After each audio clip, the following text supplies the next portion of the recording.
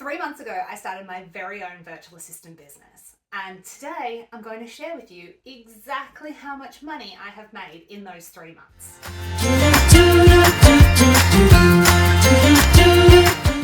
Rewind to the start of this year, I was sitting exactly where you are.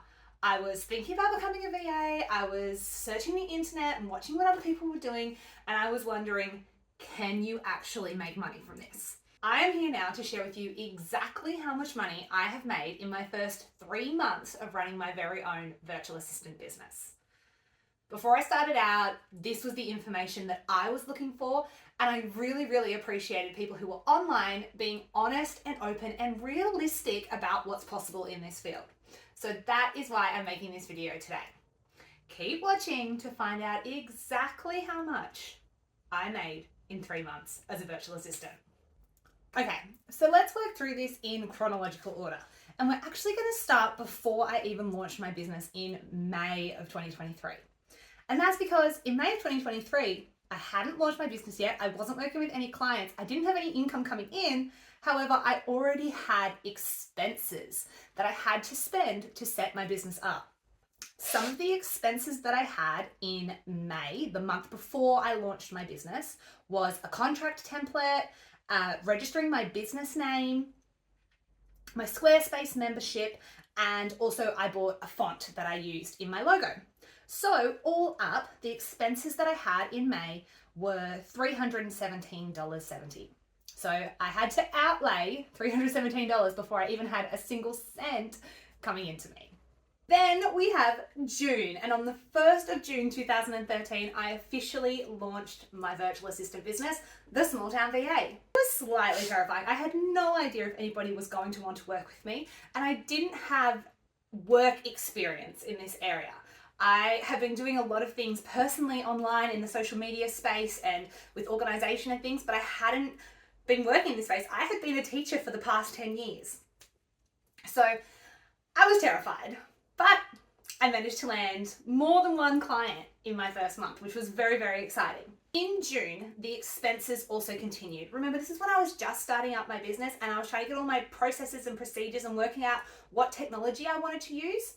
So expenses for June, my very first month in business.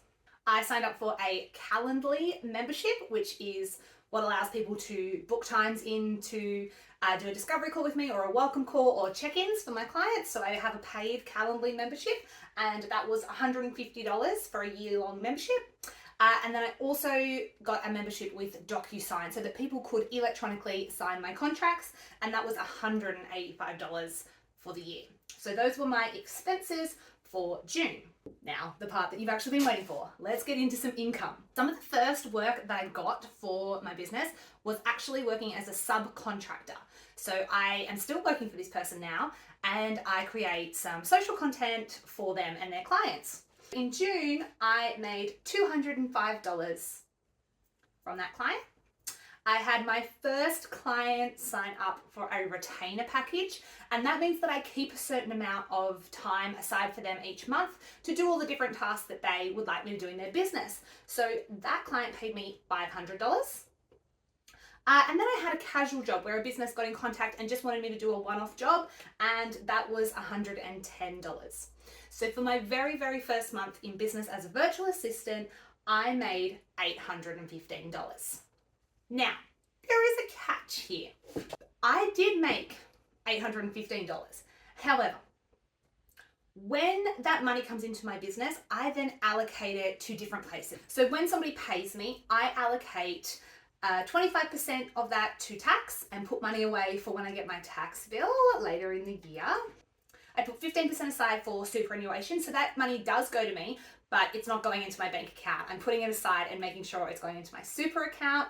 I just think it's really important for small business owners and people who don't have employers paying their superannuation to be thinking about their future financial self and putting money aside for that. So 15% of what I make, I put aside for my superannuation.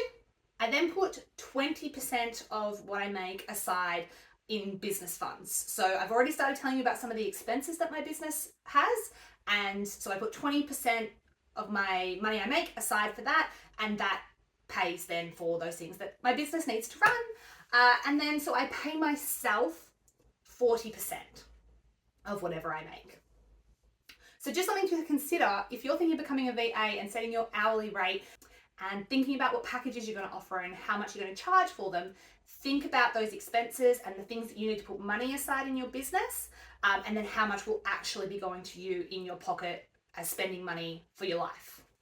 Okay, so let's dive into July. Now, I still had plenty of expenses from setting up my business and getting things running the way I wanted it to. So I decided to Squarespace is what my website's on, and I decided to use their email marketing service. So that cost me $184.80 for a year subscription of using that. I bought a headset for when I'm doing Zoom calls and things like that. It was $30. I paid for some business cards. I think it was the novelty of them. I haven't even given them to anybody yet, but I like having them with me in case. So I bought some business cards from Canva actually, and they were $25. So probably not a necessity, but $25, I can live with it. And I upgraded my Zoom. So I got a paid Zoom account, and that was $161.62 for a year membership. And July, I picked up some more clients. So I managed a client's brand ambassador search on Instagram, and I made $300 for that. I did a full day of answering phone calls for a business. So everybody within this business was going on a retreat and they had no staff at their premises, and they needed someone to answer the phone calls and deal with their clients for the day. So that was $440 that I made. I continued to do my subcontracting social media creation, and that was $250. I continued to work with my retainer client, that was $500. And I picked up another social media client that I did a strategy call with, so that was $110. So in July, I made $1,600. Then we jumped to August, and my business had been running for a couple of months at this point. I had most of the technology I needed and the memberships that I needed, so I actually didn't have any expenses in August. I didn't spend money on anything for my business. In terms of income, I had a new social media client that I was creating content for, so that was $350. I continued with one of my clients from the last month that I had started working with, that was $350. I continued with my retainer package client, that was $500. I added some more work with my subcontractor, so that was $375. And I brought on a new retainer client, so that was another $500. So in August, I had an income of $2,075. I've just realized I've forgotten to mention something really important here, which is that I'm currently only working as a VA 2 days a week. So that is obviously limiting how much money I can make and how many clients I can take on because I only have so many hours that I can work. So currently my office hours for my VA business are Monday and a Friday. I have a different part-time job that I'm doing during the week. And then I also do some of my VA work like afternoons, nights, weekends and things, but Monday and Friday are my work days. So that's what I'm doing at the moment. Ultimately, I would love to build my business up and I would love to be doing it 4 or 5 days a week. But this is where I'm at right now. I'm really enjoying my other part-time job and this is a good balance for me with my work. So I just want to make that clear. I'm working as a VA 2 days a week. So any income that I'm making is 2 days a week. How much I made and spent each month. Let's add it all together and I can give you a total of how much money I made in my first 3 months of being a virtual assistant. Okay, drum roll please. In my first 3 months of running my virtual assistant business, I made $4,490.